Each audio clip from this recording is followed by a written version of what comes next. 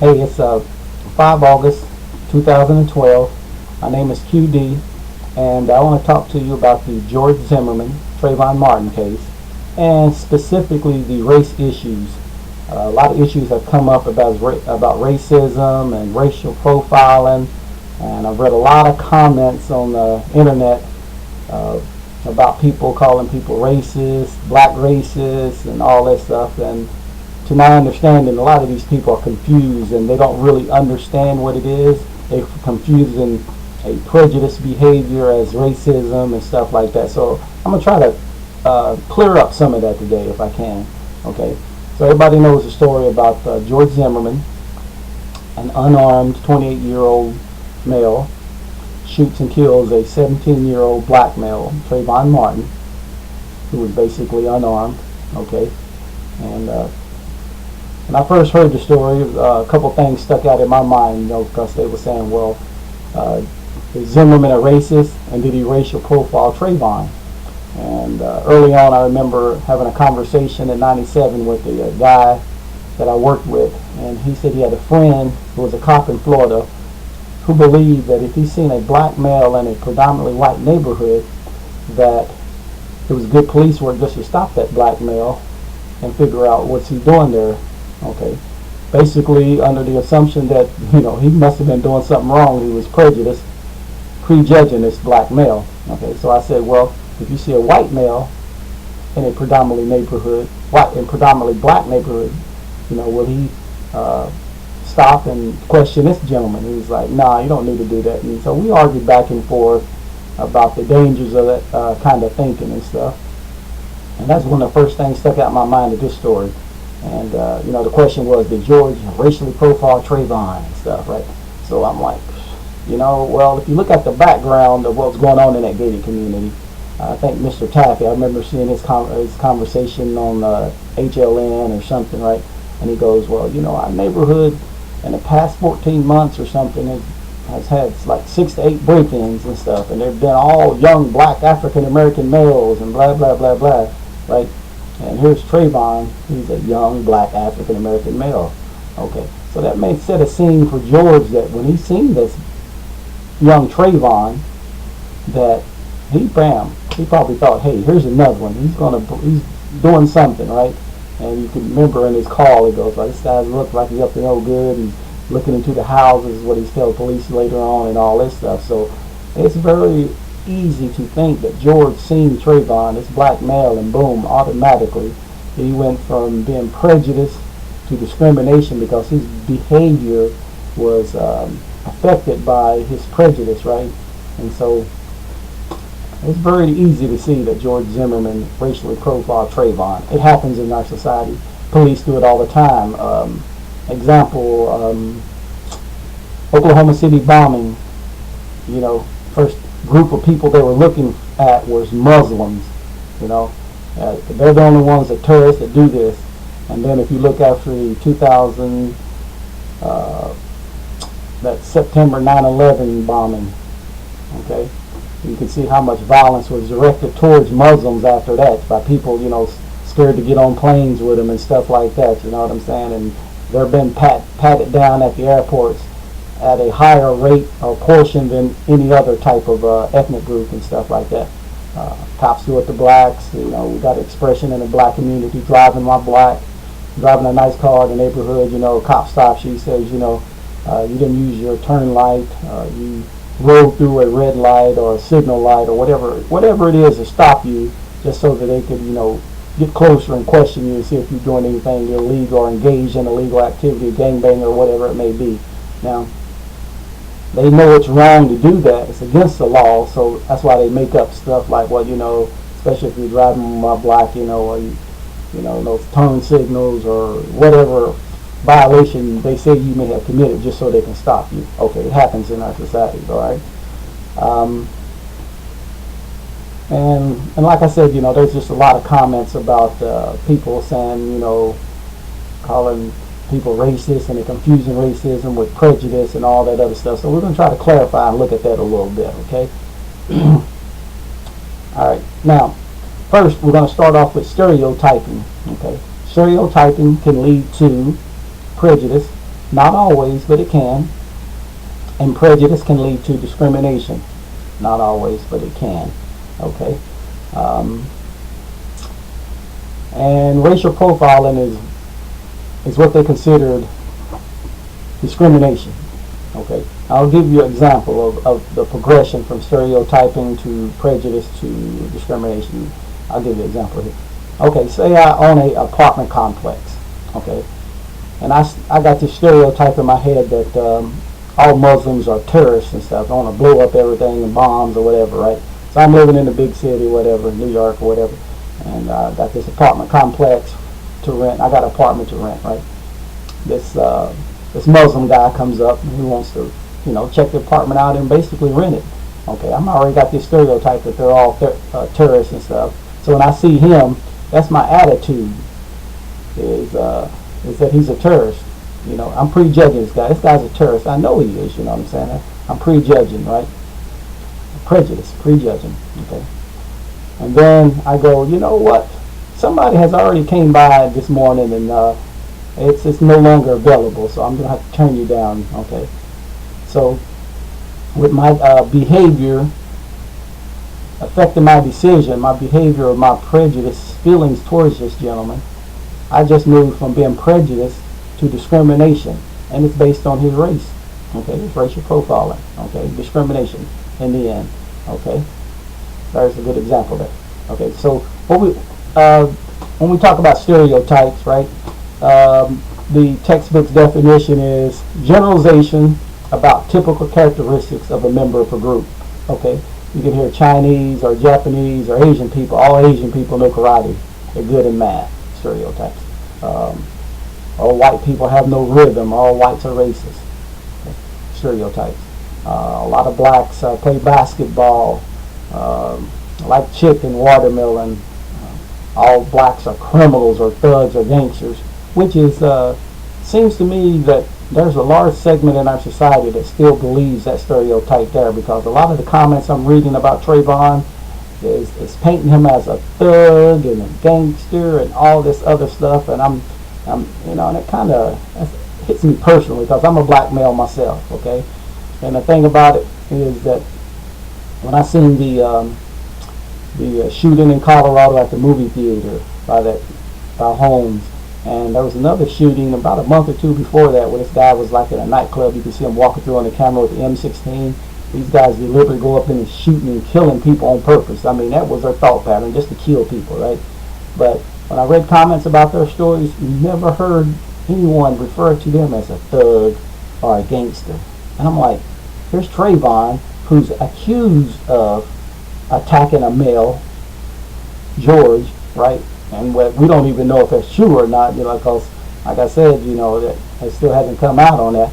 But yet, these guys that went out and killed these people on purpose, they're not looked at by society as gangsters or thugs or anything like that, though. You know what I'm saying? So, to me, that's like, you can see right there that the stereotyping of the blacks, they're trying to wave the other ones off as mentally ill or whatever it may be. But when it comes to black, no, they're just bad thugs and gangsters and stuff. So that's just something to think about there. Okay, so the blacks as criminals in our society.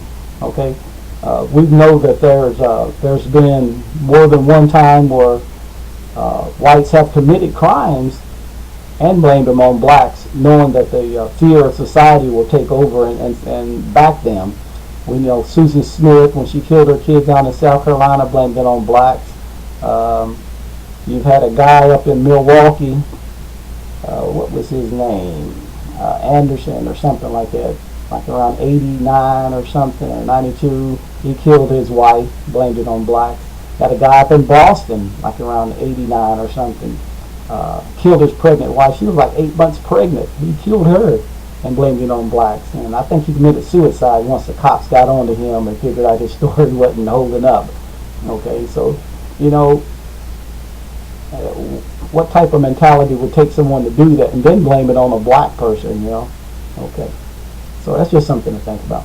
Okay, now, prejudice, prejudging. Now, we all prejudge, right?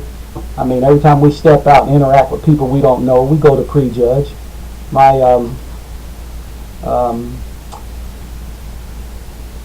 when I go outside and I see certain people, I prejudge. I wonder, they driving a nice car, what type of income they pulling in, or what type of profession they in, depending on how they're dressed and stuff like that. You know what I'm saying?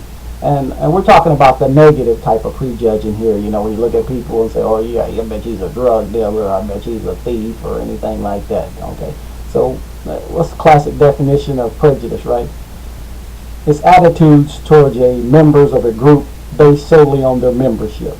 Okay, and it's usually negative. Okay, and like I said, when George seen Trayvon, he basically prejudged him because it hasn't been proven that Trayvon was doing anything wrong that night. It hasn't been proven. I mean, you see a lot of propaganda to try to support George Zimmerman saying, oh, Trayvon's a thug gangster, been suspended for school, smoking pot, blah, blah, blah, blah, blah.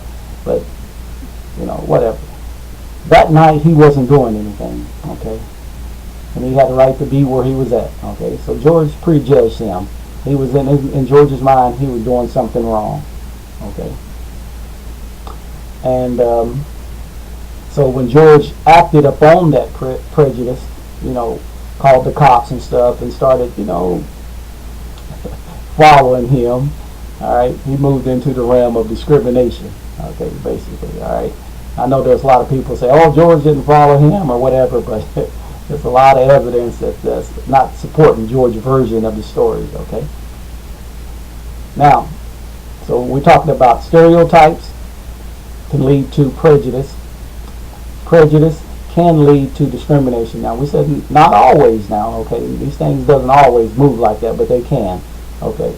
And so we'll go to discrimination. What's discrimination? It's a negative, often aggressive behavior aimed at a person of that membership based on being in that group, okay? So if you're probably prejudiced against Mexicans or whatever, you're usually going to be aggressive and have negative feelings towards them and stuff like that when you interact with them, okay? And we talked about racial profiling as being discrimination. Now, had that been probably a white kid in Trayvon's shoes with under the same circumstances, I think it would have been handled different by the cops. I think George Zimmerman would have been arrested. Then they would fully investigate and said, oh, do we have enough to charge him? Okay, it wouldn't have had to took like 40-something days. Or George, in the beginning, if he'd have seen if there was a white male, would have probably had some dialogue with him early on to determine who he was or what he was doing or anything like that. I doubted that it would have ended up in a young man being killed. Okay, and I would say that if it was a white male 17-year-old that got killed, that George probably wouldn't have the support that he has now, okay? Because like I said, with a lot of society has stereotypes about blacks being thugs, gangsters, and stuff like that. And to them, a young black person in life, their life is not worth as much as a white person. So a lot of them, they just don't care anyways, so that's just the facts, okay? And when we talk about discrimination, you see stuff like sex discrimination, being discriminated because of whether you're a male or female, discriminated because of your age, and stuff like that. So there are different types of discrimination, and racial profiling falls under discrimination. Okay. So let's talk about racism. Okay. Let's try to clarify that up a little bit. All right, racism. First, it's a belief that your race is superior to others. And we'll talk black and white here. We'll say that racism is, we're saying that whites are saying that they're superior to other groups in our society, other ethnic groups, blacks, also Asian, Chinese, Japanese, whether Mexican, Hispanics, whatever comes along, okay? That's racism. As a belief that you're superior and should be running things, okay? And then when we look at white supremacy, we're talking KKK, skinhead, neo-Nazi type groups and stuff, right? It's structural racism of privileged whites has over other ethnic groups.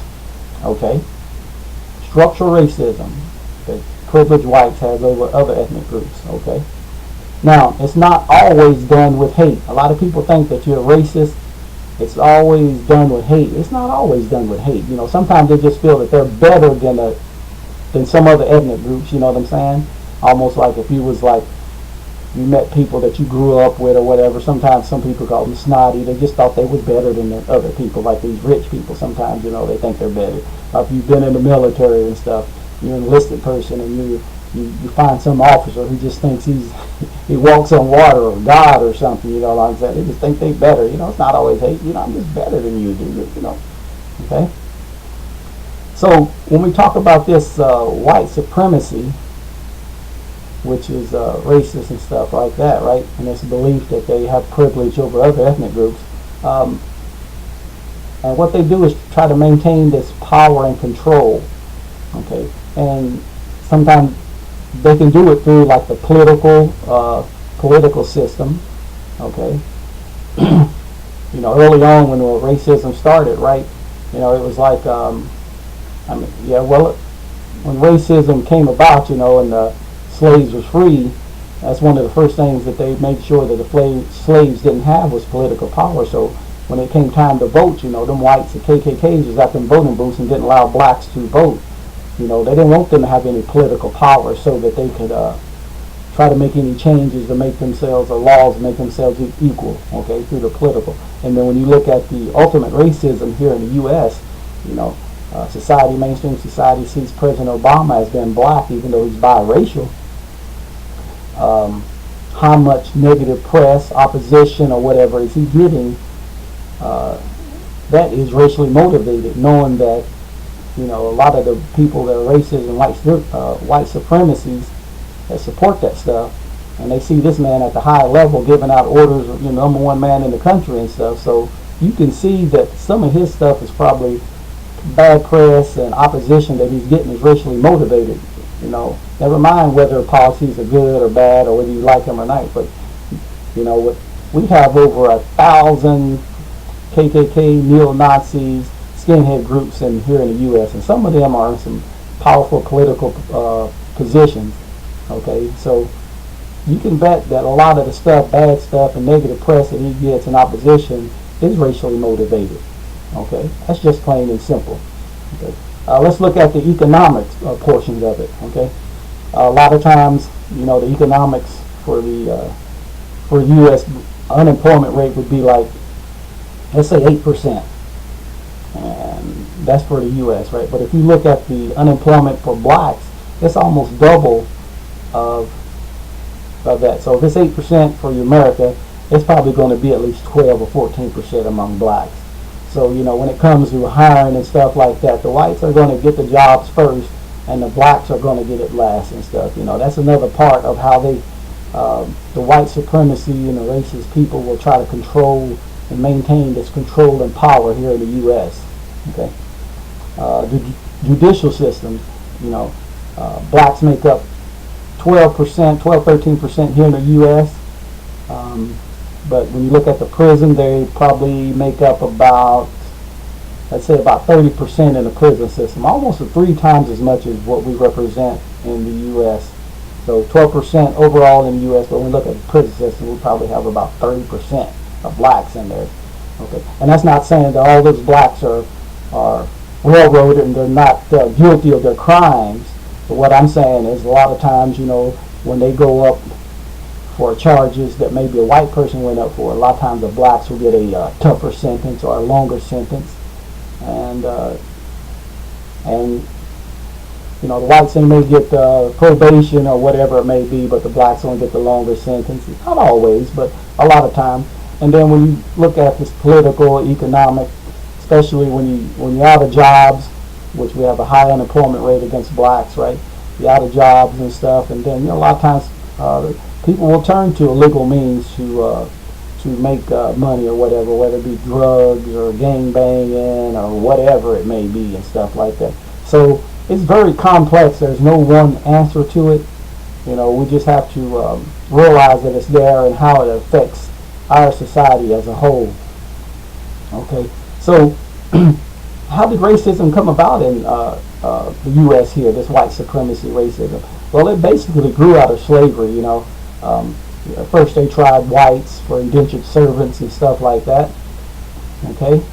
And then, but the whites, they could escape and live amongst the other whites, and it's hard for them to find them and stuff like that. Then if you look at when they brought the blacks in, it was hard for them to get away and mix in society because, your skin color you can easily picked out, okay? So they brought the blacks over here, and then they started had to justify the enslaving the blacks, okay? And they used the Bible. There are certain stuff in the Bible that they say, well, they was, according to the Bible, they was destined to be slaves. And then they had psychological people come out and say blacks' brains were not as large as the whites and stuff. And so, they were saying that on the evolutionary ladder, you had whites, then you had blacks, then you had the great apes. Okay, so the whites were on the top of the food chain. Then you had blacks because they was not as evolved as the whites, but the blacks was evolved just a little bit above the great apes. Okay, and that's how slavery different here in the U.S. and other countries. They'll say, well, slavery's always been around. You know what I'm saying? What makes it so different? Well, in other places, if you was a slave, your kids wasn't slaves or something like that. And even if there was, you was treated as a human. You still had your humanity, and you could probably get out of slavery and become a prince, a king, or some type of royal family and stuff. But here in the U.S., the slaves was considered inhumane. They weren't even fully human. It's called what they call that 3/5 rule. Okay, 3/5. And if you convert that into a percentage, that basically they were saying that blacks or African slaves that they brought over was 60% human. Okay, you had the whites as 100% human. The blacks are 60% human. So they're saying, they're not fully human. That's why they wanted to treat them, or they did treat them like animals, and which made they're thinking that their life was not valued as much as a white person. And you still see that today with this story here. 17-year-old unarmed kid ends up dead, and there's still a segment of our society thinks, well, whatever, what I'm saying? And they try to justify that his life is not worth as much, right? Comments like, well, what about this black guy? He raped this white woman over here and killed her. And so, well, if he did something wrong, then he needs to go to jail for it and pay for it. And then they go, well, what about this black? He killed this guy over here and claimed self-defense. Like I said, if you do something wrong, okay, you need to go to jail and pay for it. I can't use racial bias and say, well, that's all right. No. But like I said, it's never been proven that Trayvon has did anything wrong, but there's still justification just so they can say, well, his life is not worth as much as any other person's in our society, basically. Okay? And so that kind of thinking from way back when is still affecting us today. That shows you the effects of slavery still having on our society. When you look at the KKK, skinheads, neo-Nazis, they don't believe in interracial marriage or race mixing, is what they call it, right? Some people say there's one race. I'm talking about, between blacks and white, Asians, all that stuff. They don't believe in that because they believe that they have a pure bloodline, that their bloodline is superior. Okay? So if they mix it with any other ethnic group, blacks, so to speak, okay, that it's going to dilute their bloodline, make it a little less pure. Just like when you go to a bar and order a drink or whatever, right? Some people make that perfect drink. Some people water it down and it's not as good, basically. And then that's their thinking. And like I said, that's from way back when, where they're saying that blacks is less intelligent than whites and all that other stuff. So you got these people, they're still here today and they still believe in that stuff. And all that stuff come out of slavery, okay? And, they still recruit yearly, monthly, whatever. They still recruiting people, putting this propaganda out, and people are still buying into it because, they still getting the recruits and stuff like that. And they're still strong, and they're the ones that's, wishing for a race war in the U.S. And it's not the Al Sharptons and all them other stuff who's stirring up stuff. These are the type of people who wish a race war would come on because that's what they want to believe, because they want to kill off as many of the other ethnic groups if they could, just so that they can be the only ones around. Okay? Now those people are pretty dangerous, and that's just the fact of life here in the U.S. They're still here. Okay? So what is not racist? Okay, because I remember making a comment about George Zimmerman's story and laying out a plan, but I thought that he was probably guilty of at least manslaughter, because looking at all the evidence and stuff is not supporting him.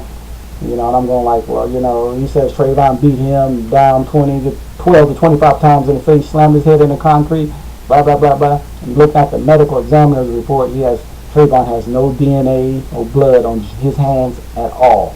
None. That's not possible. Especially when George said he's covering his mouth and all that stuff, and George is supposed to be bleeding from the nose. Trayvon has no DNA or blood on his hands, right? And George suffers no skull fracture, no concussion. Trayvon Martin is shot straight through the heart with no angulation. And that's going to be impossible for George to have that kind of angle of his bullet going through Trayvon when he's laying on his back. Okay? So it's just things like that I'm glad that they arrested him, because if you look at the facts, that the forensic evidence is not matching up with George's story in the end. Okay? All right. So what is not racist? Okay. Like I said, I was called a black racist because of me laying out those facts and stuff. Well, I don't believe that blacks are superior to whites. No, I don't.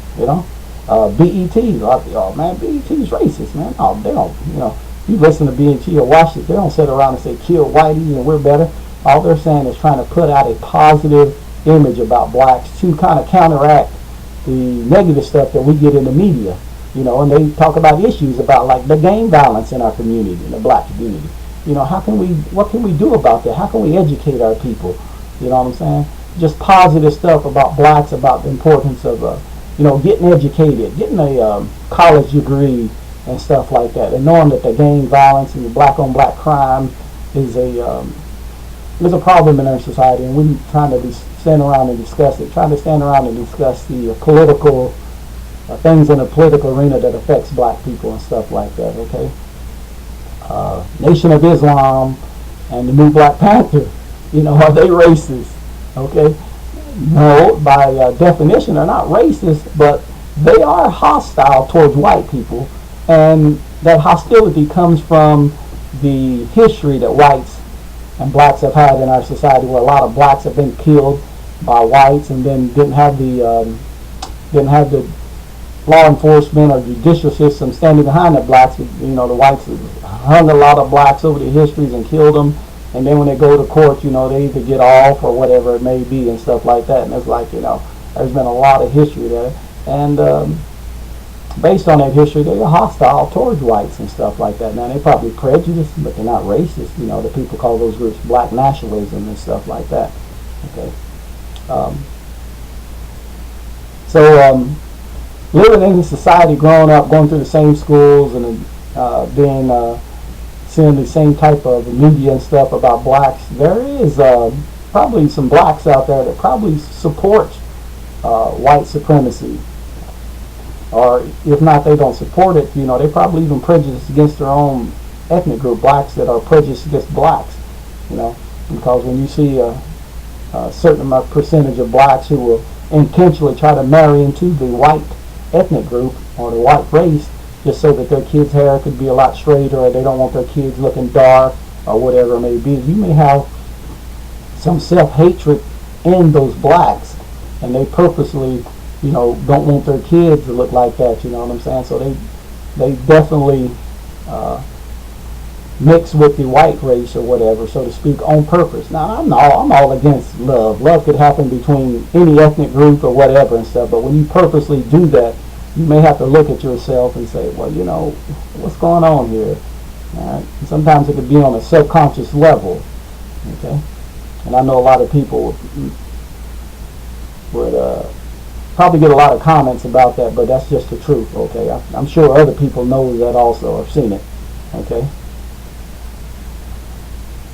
So that's basically the breakdown of, the stereotyping, prejudice, discrimination. We talked a little bit about racism and stuff like that. I just think we just need to be educated in our society here in the U.S. Matter of fact, that's one of my solutions, that if I had some power or whatever, I would think that, racism, sexism, discrimination would be a a class that's required in the high schools in our U.S., probably from like the ninth grade till they graduated.